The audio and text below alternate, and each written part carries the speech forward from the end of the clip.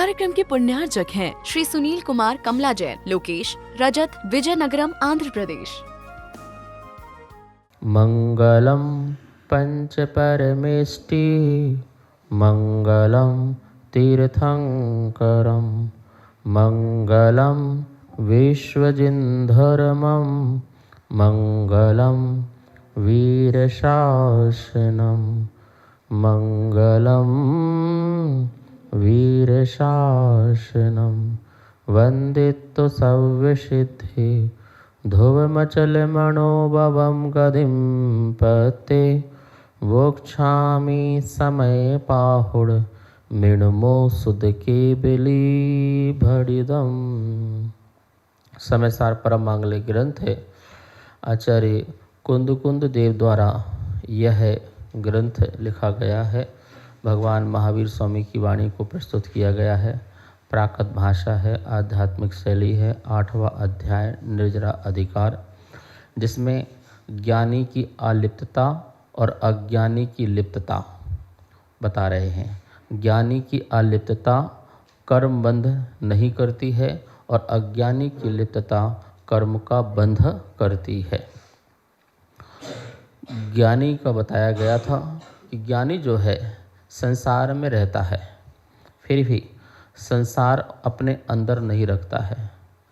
संसार बढ़ाने के भाव अपने अंदर नहीं रखता है। संसार को छोड़ने का भाव रखता है, त्याग करने का भाव रखता है।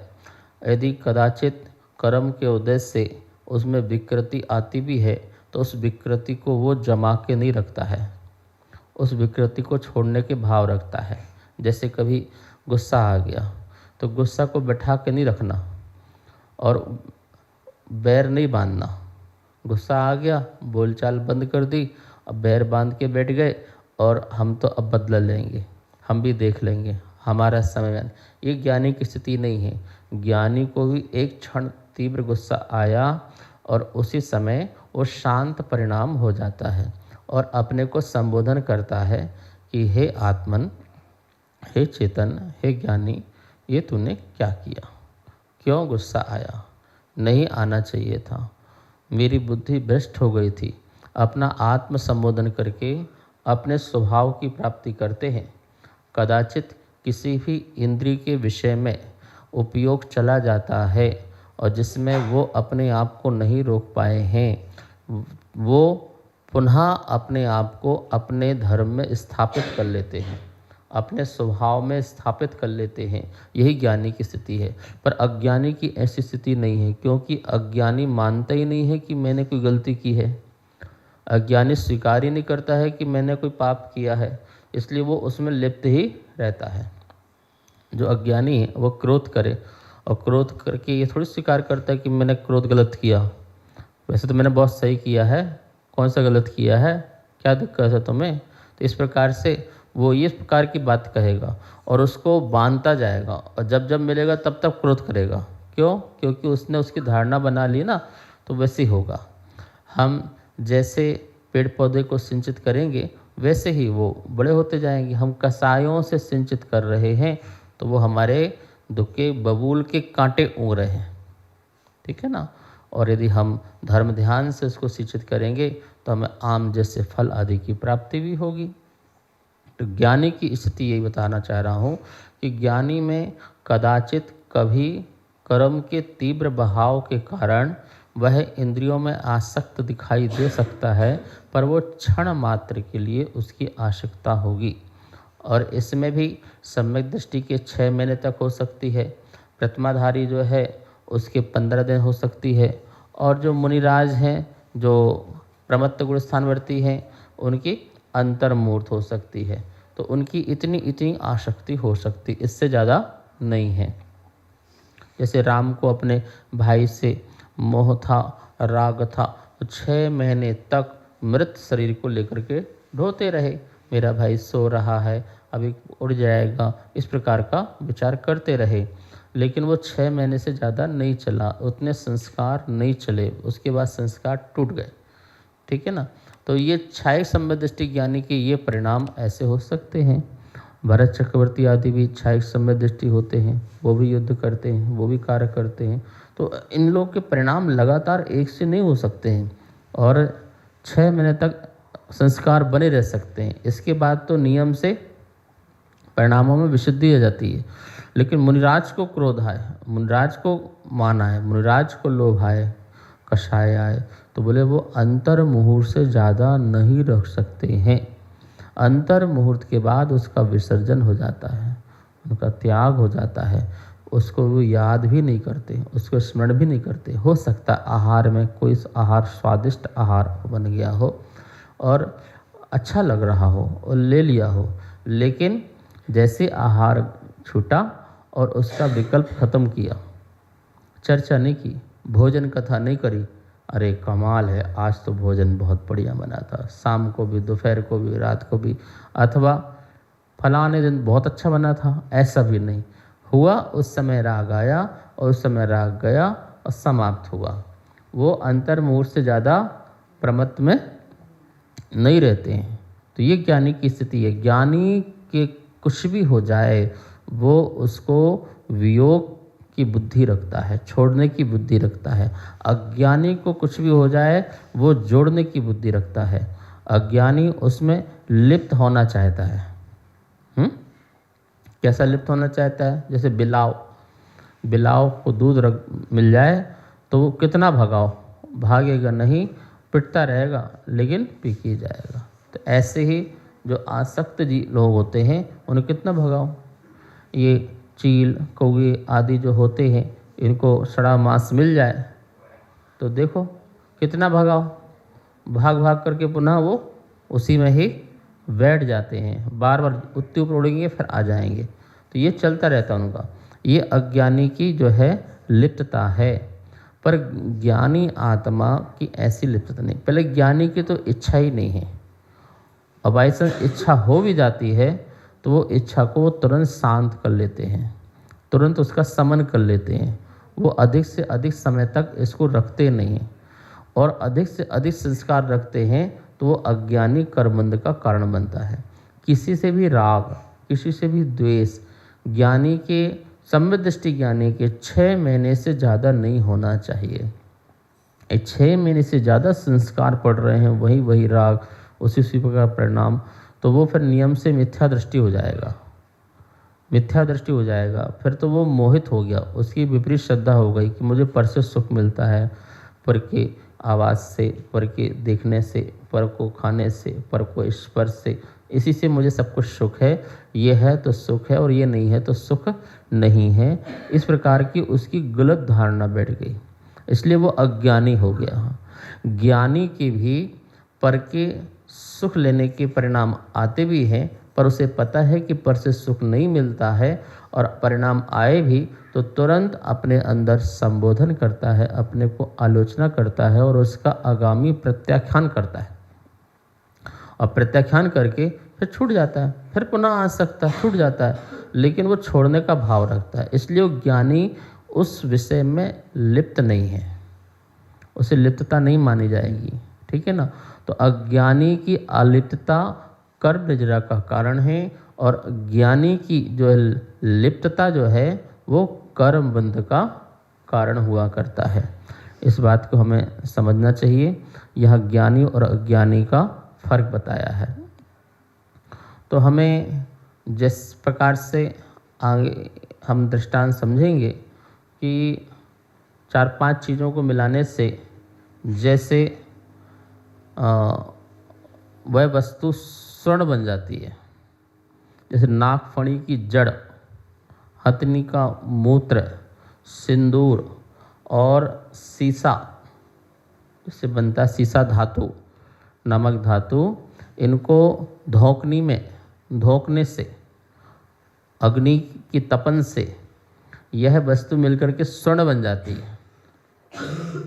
नागफड़ी की जड़, हथनी का मूत्र और सीसा, सिंदूर, इनको धोकनी होती है, धोकनी, और धोकनी में डालो और धोक दो और अग्नि से तपा दो उसको, तपाते रहो, वो वस्तु स्वर्ण बन जाती है। ये तुम्हारे कर्म अच्छे हैं, पुण्य अच्छे हैं तो, ठीक है। बोले ऐसे ही ये जीव लोहा है, संसार में जीव कैसा है? लोहा। अज्ञानी बना है ना, लोहा है। तो इसको सम्यक दर्शन, सम्यक ज्ञान, सम्यक चारित्र की परम औषधि से, इसकी परम औषधि से क्या हुआ है? इस लोहे में जंग लगा है ना, तो किसका जंग लगा है? कर्म का, राग आदि का मिट्टी लगी हुई है, कर्म का कीचड़ लगा हुआ है, राग आदि की किट्टिमा लगी हुई है। तो इसको परम सम्यक दर्शन, सम्यक ज्ञान, सम्यक चारित्र के औषधि से 12 प्रकार के तप की धोकनी में और ध्यान रूपी अग्नि से धोको, तो ये लोहा शुद्ध हो जाएगा। क्या हो जाएगा? जो अशुद्ध था वो शुद्ध हो जाएगा। किससे? कौन सा लोहा? जीव रूपी लोहा। ये जीव रूपी लोहा जो है शुद्ध हो जाएगा, क्योंकि इसके पास भी मिथ्या दर्शन, मिथ्या ज्ञान, मिथ्या चरित्र की जो विष था वो निकल जाएगा, जो जंग था वो निकल जाएगा। और सम्यक दर्शन, सम्यक ज्ञान, सम्यक चरित्र की औषधि से वह जीव रूपी लोहा चमचमाने लग जाएगा। तो हमें चमचमाना है, दमदमाना है, आत्मा को बिल्कुल प्योर रखना है, शुद्ध रखना है। जो भी हमने अपनी अज्ञानता से, अपनी गलती से, अपने में ये कीचड़ की, कर्म की कीचड़ की, राग द्वेष की कीचड़ की किटिमा को जमाया है, तो उसको साफ भी हम ही करेंगे। यदि गलती हमसे हुई है तो उस गलती को दूर भी हम ही करेंगे, और कोई दूसरा नहीं करेगा। और सिर्फ दूर होने में कितना समय लगता है? कितना समय लगता है? क्षण मात्र लगता है। क्षण मात्र में तो सब कुछ चेंज हो जाता है। एक क्षण में क्या नहीं हो जाता है। करोड़ों वर्षों का अंधकार गुफा में हो तो एक माचिस की तीली लगाओ तो वो अंधकार दूर हो जाता है, एक क्षण में दूर हो जाता है। करोड़ों वर्षों का अंधकार, तो उसमें ज़्यादा समय थोड़ी लगता है प्रकाश होने में, अंदर के ज्ञान होने में कोई समय नहीं लगता है। एक क्षण मात्र में ही कार्य हो जाता है। और एक क्षण मात्र में अपनी मान्यता ही तो चेंज करना है। तो अपने अंदर की जो मान्यता है अज्ञानता की, उसको दूर करने में ज़्यादा समय नहीं लगता है। जैसे कि एक कन्या का विवाह हो तो रूप रंग तो वही है, पर एक क्षण में उसकी मान्यता चेंज हो जाती है। मांग में सिंदूर भरते ही वह फिर कन्या नहीं रहती है, पर विवाहित स्त्री हो जाती है। वो कितने क्षण में? नाम वही है, रूप वही है, रंग वही है, हाइट वही है, सब कुछ वही है, पर वो अपने आप को बोलती है अब मैं सुहागिन हूँ, अब मैं विवाहित हूँ, अब मैं स्त्री हूँ, अब मैं महिला हूँ। वो कन्या खत्म हो जाता है एक क्षण में। क्या चेंज हुआ? कुछ भी तो चेंज नहीं हुआ, पर उसके अपने अंदर की धारणा, अपने अंदर की धारणा चेंज हो गई कि अब मैं कुमारी नहीं हूँ, बस इतनी धारणा चेंज हो गई। और वो धारणा चेंज होने में कितना टाइम लगा? कितना समय लगा? एक क्षण में सारी की सारी धारणा चेंज हो गई। ऐसे ही हमने अपने अंदर जो धारणा बना रखी है कि हमसे ये नहीं छूटेगा, हमसे ये अलग नहीं होगा, हम ये नहीं कर पाएंगे, हम वो नहीं कर पाएंगे, ये सिर्फ हमारी कमजोरी है। इनको दूर होने में मात्र एक क्षण लगता है। हर चीज़ में एक क्षण तो लगता है ना। दान देने में एक झटका लगता है, आत्महत्या करने में एक झटका लगता है, संन्यास में भी एक झटका लगता है, सम्यक दर्शन का भी एक झटका ही है। एक क्षण में ये हुआ और एक क्षण में ख़त्म।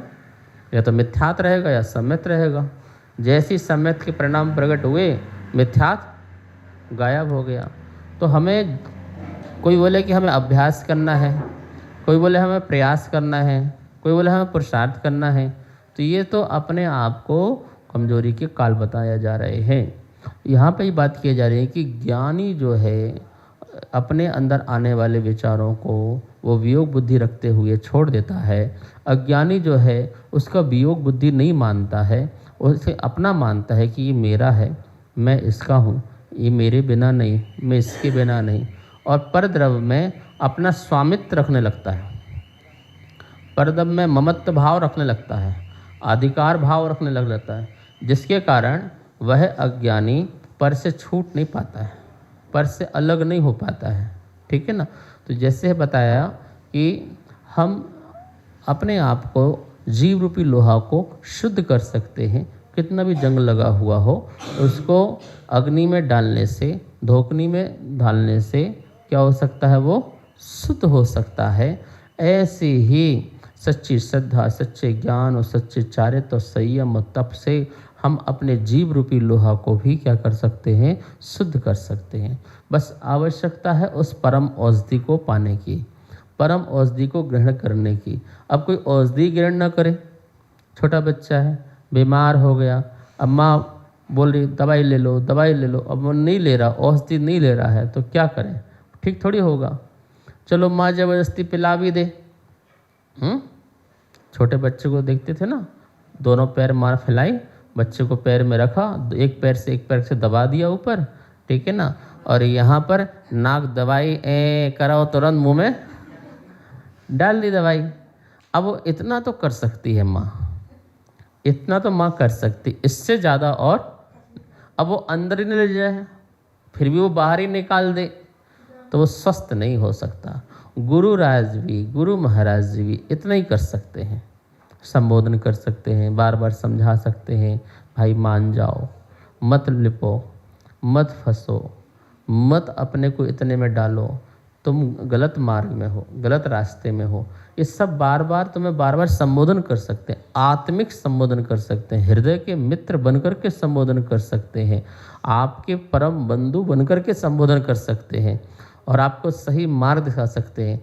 और जिसने उनकी बातों पर या उन पर श्रद्धा कर लिया और अपने को टिका लिया, 100% समर्पण कर दिया, तो वो ठीक हो जाएगा, ठीक हो जाएगा, ठीक है ना। यदि युद्ध होता है और युद्ध में आप देख रहे हैं कि अब हम बच नहीं सकते हैं, तो आपको मरने से बचने का एक ही उपाय है। क्या उपाय है? अपने आप को सिलेंडर कर दो, ऐसे कर दो, दोनों हाथ क्या कर दो? ऊपर कर दो, तो आपको कोई फायरिंग नहीं करेगा, आपको मारेगा नहीं। भैया हमें तो आपको पूर्णतः अब क्या कर दिया, अब आपको जो करना है करो, तो वो व्यक्ति पकड़ के उसको डाल लेता है, ठीक है ना, लेकिन जान से उसको मारता नहीं है, तो उसकी जान बच जाती है। ऐसे ही जो 100% प्रभु को, गुरु को समर्पित कर देता है अपनी आत्मा, कि अब आपको जो करना है करो, शुद्ध करो, विशुद्ध करो, परमात्मा बनाओ, सिद्ध बनाओ, इस पत्थर को पारस बनाओ। अब तराशने का काम आपका है, आप तराशिए, मेरे कोई कानून नहीं है, मेरे कोई नियम नहीं है। मैं अपने मन से नियम ले लूँ, अपने मन से कानून बना लूँ, आज मैं ये त्याग कर दूँ, कल मैं वो त्याग कर दूँ, वहाँ त्याग कर दूँ, ये तो उसकी लापरवाही है, ये तो उसकी अज्ञानता है। जब जैसे मन में आया कर लिया, कर लो भाई। परेशान तुम होगे, दुखी तुम होगे, क्योंकि तुम गुरु के अनुसार नहीं चल रहे, उनके बताए हुए मार्ग में नहीं चल रहे हो, तो परेशानी होना प्रारंभ हो जाएगी। फिर तुम्हारी अज्ञानता के कारण तुम परेशान रहोगे, दुखी रहोगे। तो कह रहे हैं कि उनको तराशने दो, तराशते तराशते तुम हीरा बन जाओगे। क्या बन जाओगे? हीरा बन जाओगे।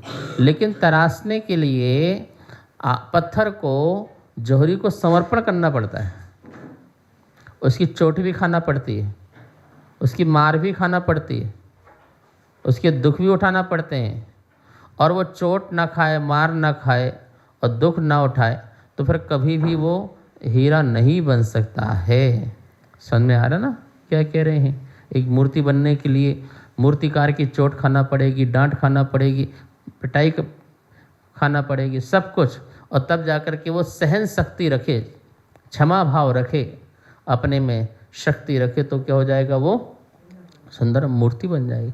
ऐसे ही कोई जीव ऐसा है, अज्ञानी है, और अपने अज्ञान के कारण सोच नहीं पा रहा, समझ नहीं पा रहा है, तो उसे सम्यक कोई गुरु मिल जाए तो उसको अपने आप को सौंप देना चाहिए। अब भैया मैंने सौंप दिया, मेरा किंतु परंतु लेकिन कुछ भी मेरा नहीं है। अब तो आप तराशो, आप बोलो उठो तो उठो, बैठो तो बैठो, ऐसा करो तो ऐसा करो, वैसा करो तो वैसा करो। हाँ साहिब जी, आप बोलिए जी, जी गुरु जी, जी गुरु जी, जी गुरु जी। बस जब आप बिल्कुल शुद्ध, परम शुद्ध हो जाएंगे, फिर उन्हें कुछ करने की जरूरत थोड़ी है। अब हीरा तो हीरा बन गया ना, अब तो मार्केट में जाएगा करोड़ों का हो गया। अब वो तो हीरा तरस गया और करोड़ों का बन गया, वो तो तरसना उसका पूरा काम हो गया, चमचमा रहा, दमदमा रहा है वो तो। अब तो सामने उसकी कीमत बहुत है, उस जीव की भी कीमत हो जाती है, सिद्ध बन गया। अब वो सिद्ध बन गया, शुद्ध बन गया, तो उसके तो 3 लोक में ऊपर विराजमान हो गया, पूरे 3 लोक में राज कर रहा है वो तो, ठीक है ना। तो ये स्थिति समझ में आना चाहिए कि ज्ञानी जो है हरदम सतर्क रहता है, सजग रहता है, सावधान रहता है, फिर भी कर्म के तीव्र के उदय से उसमें यदि कोई विकृति आती है तो उस विकृति का पश्चाताप करता है, उसकी आलोचना करता है, उसका प्रत्याख्यान करता है और फिर संभल के आगे बढ़ता है। छोटा बच्चा है, गिरता है, संभलता है, उठता है, भागता है, फिर गिरता है, संभलता है, उठता है, भागता है, और एक दिन ऐसा हो जाता है कि संभल जाता है और फिर भागते रहता है, चलता रहता है, मंजिल को प्राप्त कर लेता है। लेकिन जो उठने का प्रयास ही ना करे, बार बार गिरे ही अपने आप को समझ ले, अब मैं उठ नहीं सकता, बैठ नहीं सकता, मैं चल नहीं सकता, वो व्यक्ति कभी भी मंजिल को प्राप्त नहीं कर सकता है। ये अज्ञानी अपनी अज्ञान की इतनी ज़्यादा परत पे परत डाल के बैठ गया है कि नहीं, मैं तो बिना परिवार के रह नहीं सकता, बिना परिग्रह के रह नहीं सकता, मेरा तो इसके बिना जीवन नहीं है, उसके बिना जीवन नहीं है, मैं तो मर जाऊंगी, मैं तो कौन देखेगा, मेरा कौन होगा, मुझे कौन सहारा देगा। बस ऐसी ऐसी बातें डाल रखा है। अब भैया हम लोग आए हैं तो हम लोग किसके सहारे हैं? अब हम सोचें कि महाराज जी आप भी तो श्रावक के सहारे हो, हम तो नहीं है सहारे, आज समाधि हो जाए, ठीक है ना। तुम आए हो तो अपने कल्याण के लिए आए हो, मेरे लिए थोड़ी आए हो। तुम अपने यहाँ पर आए हो, आहार चौका लगाते हो और स्वाध्याय सुन रहे हो, वो तुम्हारा अपना कल्याण है। हम अपने कल्याण में चल रहे हैं, नहीं मिलेगा समता रखेंगे, 1 दिन 2 दिन 3 दिन समाधि होगी और क्या होगी। हमने आपके सहारे दीक्षा ली ही नहीं है। कोई ये बोले कि हमारे सहारे दीक्षा ली है, श्रावक के सहारे दीक्षा ली है, तो ये नहीं बिल्कुल। हाँ, धर्म का रथ जो है श्रावक और श्रवण के सहारे चलता है, धर्म का प्रवर्तन जो है श्रावक श्रवण के सहारे चलता है, लेकिन श्रवण का जीवन अपना स्वतंत्र जीवन है। कौन सा जीवन है? स्वतंत्र जीवन है। उसमें वो बिल्कुल किसी प्रकार के सहारे से नहीं जीते हैं। और कोई इस प्रकार का भ्रम भी ना पाले कि हमारे बिना क्या होगा, यदि हम नहीं देखेंगे तो हम क्या होगा, कल से हम नहीं जाएंगे चौका लगाएंगे, कल से हम भैया वृत्ति नहीं करेंगे, कल से हम विहार नहीं कराएंगे।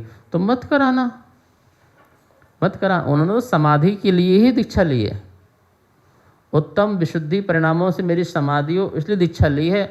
कल हो रही थी, आज हो जाए।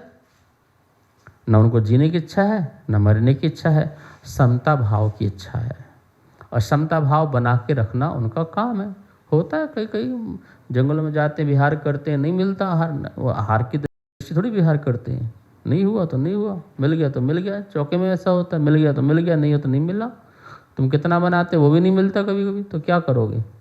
उस पर रोंगे थोड़ी पीटेंगे कि हमें मेरा बना के नहीं रखते हो, पहले से बना के नहीं रखते हो, क्या करते हो। झगड़ा थोड़ी करेंगे भाई, कोई हमने तुम्हें खरीद तो नहीं लिया, कोई खरीद तो नहीं लिया हमने तुमको।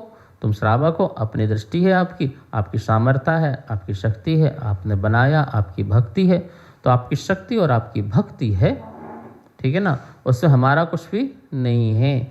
तो कोई ये ना सोचे कि हमारे बिना तो मुनियों का भी नहीं चल सकता, धन के बिना मुनियों का भी नहीं चल सकता, तो ये उसका भ्रम है। जब दीक्षा लेते हैं तो पहले बोल दिया जाता है, भाई तुम्हारा कोई आहार नहीं कराएगा, फिर क्या करोगे? कोई बात नहीं। तुम्हारा विहार नहीं कराएगा, फिर क्या करोगे? कोई बात नहीं। लोग उपसर्ग करेंगे, करने दो। कोई तुम बहुत सुनाएंगे भी, सुनाने दो। हम एकाकी होकर के जीवन जिएंगे। हमने संकल्प लिया है एकाकी होने का, किसी के सहारे से नहीं। हम यहाँ पर आए, ठंड है, आप दरवाज़ा नहीं, खिड़की नहीं है, कुछ नहीं है, हम बोलेंगे थोड़ी, हम बैठे रहेंगे। पुण्य का उदय होगा तो लग जाएगा, नहीं तो नहीं लग। जंगल में कोई खिड़की होती है क्या? कोई दरवाज़ा होता है क्या? गुफाओं में कोई दरवाजे होते हैं क्या? तो हम वहाँ किससे बोलते रहेंगे फिर? जब वहाँ नहीं बोलते तो यहाँ क्यों बोलेंगे? लेकिन श्रावक को दिखता है तो वो लगा देता है, कर देता है। और हो सकता नहीं है सामर्थ्य, जब उसके घर में झोपड़ी रहने की नहीं है, वो तुम्हें क्या झोपड़ी देगा? तो कोई बात नहीं, वो भी सही, उसमें समता। पुण्य प्रमाण फल में संतुष्ट रहने वाला ही साधु हो सकता है। पुण्य प्रमाण फल, जो पुण्य का प्रमाण उसका है, उसका जो उसमें फल मिले उसमें ही वो संतुष्ट रहे, संभाव रखे, वही जो है मुनि हो सकता है। जो पुण्य प्रमाण से ज़्यादा फल भोगने की इच्छा रखता हो वो अज्ञान की दशा है, अज्ञानी की दशा है, वो ज्ञानी की दशा नहीं है। वो कभी ज्ञानी नहीं कहला सकता है, वो तो अज्ञानी है। ठीक है ना। यही इच्छा तेरी घर में थी, वो यही इच्छा तेरी यहाँ पर है, तो इच्छा में क्या अंतर हुआ? वस्त्र उतारने मास से क्या अंतर पड़ा? वस्त्र तो जानवर की भी उतरी हुई है, तो वो निर्गंध थोड़ी हो गया। निर्गंध अंदर से होते हैं, नग्न बाहर से नहीं होते। नग्न तो सदा है, कपड़े पहनने के बाद भी नग्न है। कोई शरीर से कपड़ा टच वो थोड़ी हो गया, चपक गया हो, वो भी दूरी है ना। तो नग्न तो सब कुछ है। पृथ्वी नग्न है, पहाड़ नग्न है, पेड़ पौधे नग्न है, जानवर नग्न है, सारा प्रकृति नग्न है, कोई चीज़ ढकी नहीं हुई है, सब कुछ उजागर है। तो तुमने भी कपड़े उतार दिए, तुम भी नग्न हो गए, तो तुम भी तो प्रकृति वाले हो गए ना। इसमें क्या अंतर रहा? अंदर से नग्न होना, अंदर से जिनको तुमने पकड़ रखा था, ये मेरे हैं, मैं इसके बिना नहीं रह सकता, ये इसके बिना नहीं जी सकता, ऐसा भोजन, ऐसा खाना, ऐसा रहना, ऐसे लोग, ऐसे व्यक्ति, ऐसे वस्तु, इस प्रकार को जो तुमने पकड़ रखा था, बस उसी को ही छोड़ना, वही नग्नता है। वो कसायों की जो जड़ बहुत पताल तक तुम्हारी जा चुकी हैं, उनको उखाड़ करके फेंक देना। बहुत मजबूत कर रखी थी तुमने अनादि से, तुम्हारी जड़ इतनी मजबूत हो गई, इतनी मजबूत हो गई, वो हिलने को तैयार ही नहीं है। बोले भैया बस आज तो सम्य ज्ञान की कुठार से उसको अलग कर देंगे। परम पैनी सुभद छेनी डार अंतर भेदिया, वर्णादि अनुरागादि को निज भाव से न्यारा किया। परम पैनी सुबुध छेनी, परम पैनी है मेरी सुबुद्धि, मेरा ज्ञान, और ऐसे हथौड़े से, तप के हथौड़े आदि से मैं क्या करूं? संयम के हथौड़े से, चारित्र के हथौड़े से, और परम छेनी से, ज्ञान की छेनी से, वर्णादि रागादि, शरीर आदि वर्णादि है और मेरे अंदर रागादि है, उन दोनों को भेद कर दिया। आत्मा से न वर्णादि ना मेरा है और न रागादि मेरा है, इन दोनों को अलग करके जो मैं शुद्ध हूँ वह मैं आत्मा हूँ।